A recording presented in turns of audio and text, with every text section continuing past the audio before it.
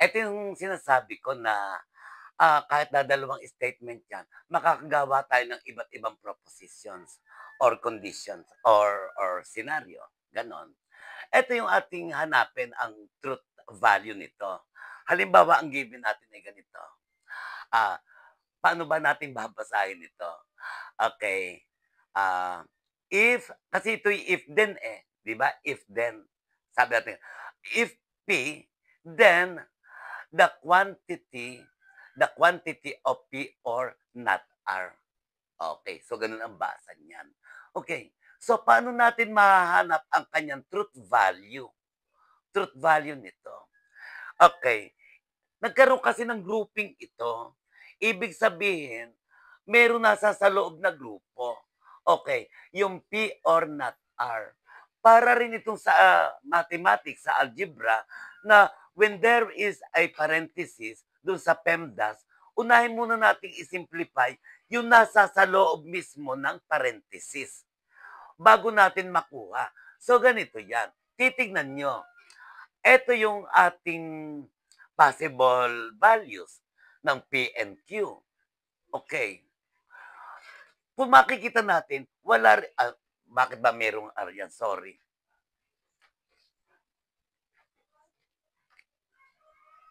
Okay, correction. Not Q. Okay. P, if P, then the quantity of P or not Q. Kung mapapansin nyo, sabi ko, unahin natin yung nasa loob ng parenthesis. Eh, wala tayong not Q. Therefore, ito muna yung inyong hahanapin, yung not Q.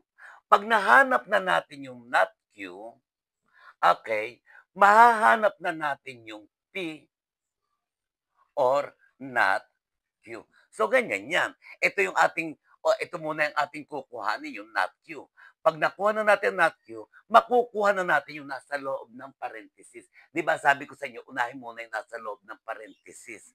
O, kaya ayun, uunahin natin nasa loob ng parenthesis. Pero hindi natin makukuha kasi wala rito tayong not Q. Kaya ang kailangan natin, mahanap muna natin yung not Q para mapagtambal natin yung P at saka yung not Q. Okay, so etong gagawin natin, first step, not Q muna. Ayan, not Q. Negation. We negate the statement Q. Okay, so therefore, kung ito ay negation ng Q or opposite ng Q, ang ating value rito ay false, true, false, true. Ayun na. Pag meron na tayong not Q, makukuha na natin yung buong naando sa loob ng parenthesis. O, okay. Or di kaya itong buong ito mismo. Yung buong mismo na yan, makukuha na natin para wag tayong malito. Okay. So, ayan na. Kuhanin na natin yan. So, uh, that is P or not Q. Ayan siya. Ngayon, titignan nyo, ano ba ang connectives na ginamit yun sa nasa loob sa parenthesis?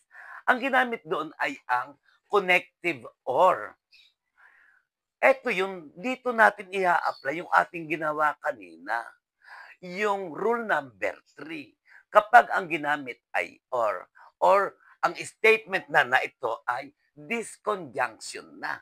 Kasi ang ginamit na connective ay or. Okay.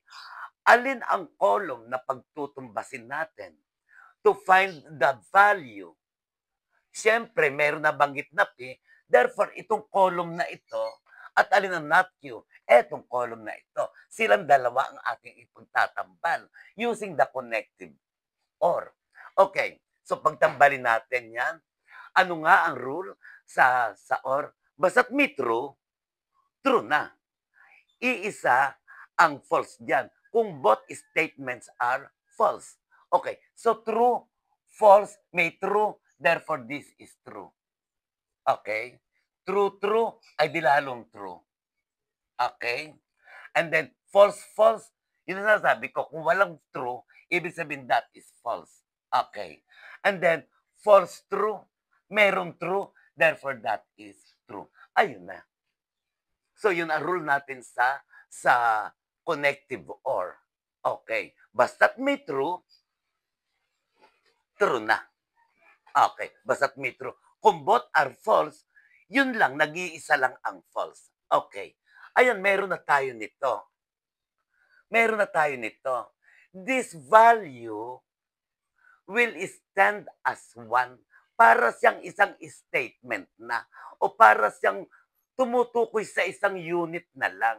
Itong buong ito, kahit na ito'y compound, ituturing natin siyang isang unit na itutumbas dito sa isang unit. Ayan, sila na ngayon dalawa ang pagtutumbasin. Pag nakuha na natin to, makukuha na natin lahat. Eto lahat makukuha na natin. At yun ang ating final na value. Okay, ilagay natin dito yan. So that is P. Okay. Then P or not Q. Ayan. Ganito lang naman yan. Titinan mo lang yan. Ano-ano ba ang gagamitin mo ngayong column? Okay. Alin ang column? P. Ay di hahanapin natin sa column P. Tapos alin ba yang expression na ito o itong group na ito?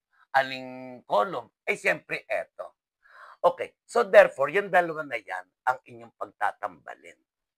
And then, i-apply natin naman diyan yung ating pang-apat na rule. Ano yung pang-apat na rule? Pag gumamit ng if then. Ano nga ang rule natin kapag if then? Okay? Pagka if then, okay? Sinasabi natin na anong hinahanap natin lang na alin lang ang ating hinahanap doon na na na false, alin lang ang ating hinahanap na false. Okay. Kailan siya true? Okay, so ganito. Okay, so P, eto yon at saka eto, okay, pagtatambalin natin. First statement is true, second statement is true, therefore, our result is true. Okay, so ayan. Then, true, ang second statement ay true, okay, so anong resulta? True, true, ay therefore this is true. Okay. Ang first statement ay false. Ang ang ang ang second statement ay false. So ang sagot natin diyan ay false. Okay. No, no, no, no, no. True. Okay, true. Ang ating first statement ay false. Okay, ang ating statement ay false. Ang ating second statement ay true. So therefore, that is true. Yung sabi ko kanina, tignan muna ang first column. Ang first statement ay P. Pag may nakita kayong false, ang sagot agad doon ay true. False ito, kaya yun ay true. Okay. Kapag ito naman ay true, ay di true yun. True, true yun. Alin nga sabi ko sa inyo na hindi lang true. Nag-iisa. Kapag ito ay true at ito ay false. Kapag ang first statement ay true and the second statement is false, ang sagot na dyan ay false na. Pero walang ganito eh. Walang ganitong combination eh. Wala dyan TF. TF. FF. FT. Wala nito. Therefore, ito yung ating sagot. Again, ano ang naging sagot natin? We call this as tautology. Okay, ayan. Tautology na ang ating sagot. Kasi lahat sila ay true. Okay, medyo challenging itong if and only if. Baka kayo malito. Okay, ulitin ko.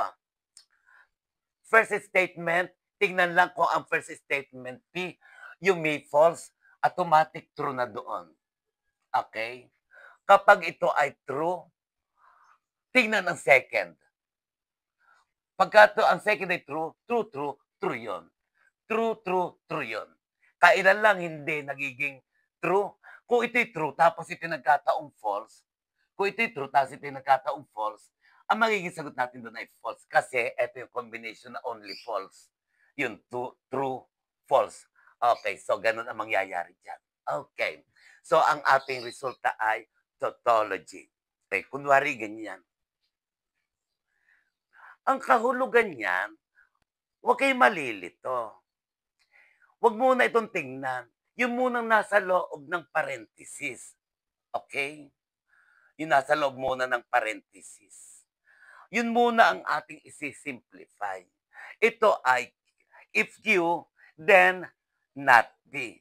Titingnan doon, akin burahin muna ulit ha, kasi bago ito. Dahil ang ating account o yung title natin sa taas ay P and Q lang. Titingnan nyo to. Eh wala tayong not P. Therefore, ang ating unang gagawin ay kunin muna natin yung not P. Okay, so that is not P. Okay. Negation. Negation statement. Simple lang, kunin lang ang opposite ng P. So that will be false, false, true, true. Okay. So meron na tayong not P. Makukuha na natin yung Q.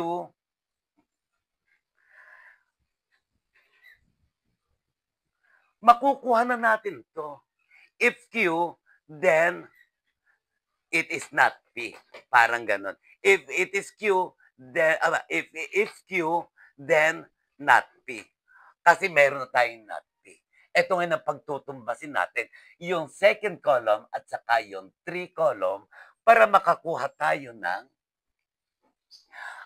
Q. Okay. Inilagay ko uli ito kasi nakakalito eh. Okay. Para ma-fix natin yung ating skill sa paggamit ng rule kapag ito ay conditional statement. Okay. So, ang pagtatambalin natin ay column 2 at saka yung column 3. Ito. Column 2 at saka column 3. Okay. Pag ginamit ang if then, ano nga tinitingnan natin dito kung ang ating first statement ay Q? Okay, ito yung ating first statement ay Q. Ano nga ang hinahanap natin? Yun munang false. Okay. O, ito may false.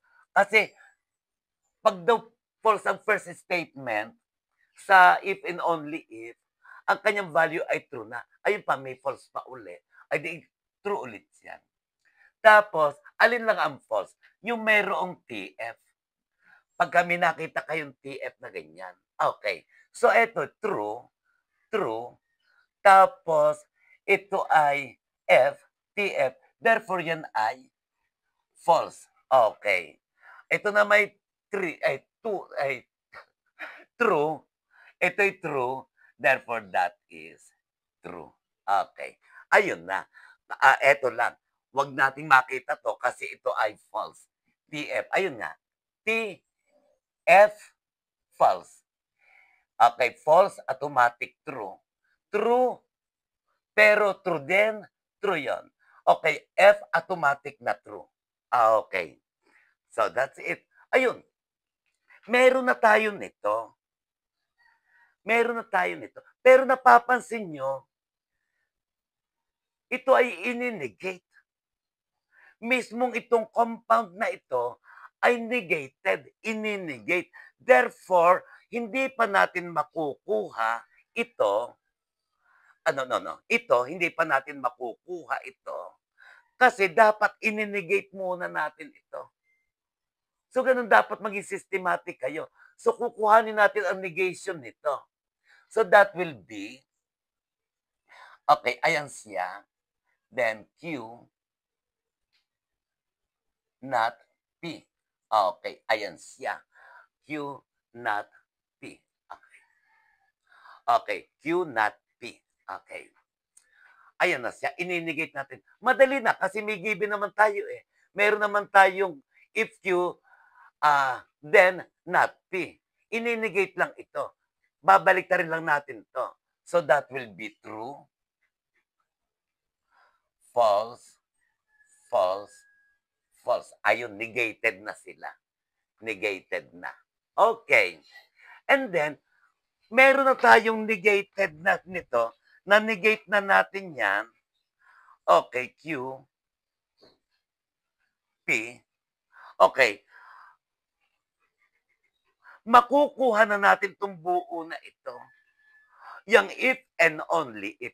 P, if and only if, not the quantity of Q, if, ah, not the quantity of if Q, then not P. Okay. Ilalagay na natin dito yon. Okay. Hindi ata kasya. Okay. So, dito ko na lang ilalagay, ha? P, P, not Q, then not P. Okay, ayan. Okay, doon natin ilalagay yan. Okay, doon. Okay, hanapin natin ngayon. Alin ngayon ang ating pagtatambaling column? Alin ngayong column? Okay. Pagka ganyan, P daw, P, therefore dito tayo unang titingin. P. And then not the quantity of if Q, then not P. Okay, hindi kasi doon, dito ko na lang inilagay. So therefore, ito yung pagtatambalin natin. Okay. Ano nga ang rule sa number na huli? Sa if and only if? Kung magkatulad ng value, true sila. Ibig sabihin, kung ito'y true, true yun. Kung ito'y false, true yun. Pag magkaiba, false yun. Okay. So, tingnan natin. True, kasi ayan yan, P, true, ay magkatulad. Therefore, ang answer natin ay true. True, false, ay di false. Okay. False, di yan ay true. And then false, that is true. Ayun. Okay. So, ayun, ganun lang natin kinukuha. Ibig sabihin, this is the value. Ito yung value nito. Ibig sabihin, yung kanyang truth value. Anong kanyang truth value? Siya ay contingency. Ibig sabihin, there are true at meron din tayong false. Nagkaroon ng halo. Okay. So, ang ating resulta ay contingency.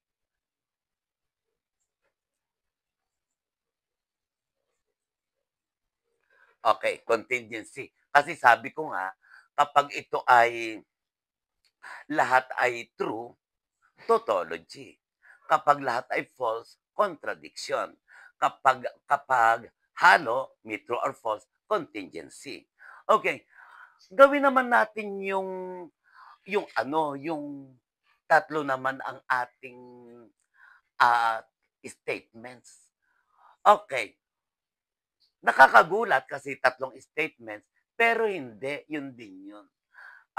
The only thing that you need to do is to just apply the rules that you have learned from our discussion. Ganun din lang yun, para rin lang siyang dalawa. Okay, magkakaiba lang tayo dito. Yun lang ang tanging pagkakaiba, yung mga possible outcome, yung ating constant. Tawagin ko na nga constant kasi hindi magbabago. Okay, yan. Dito lang magkakaiba pagkatatlo ang statements. Pero yung procedure, yung application ng ating mga connectives will be the same pa rin. Okay.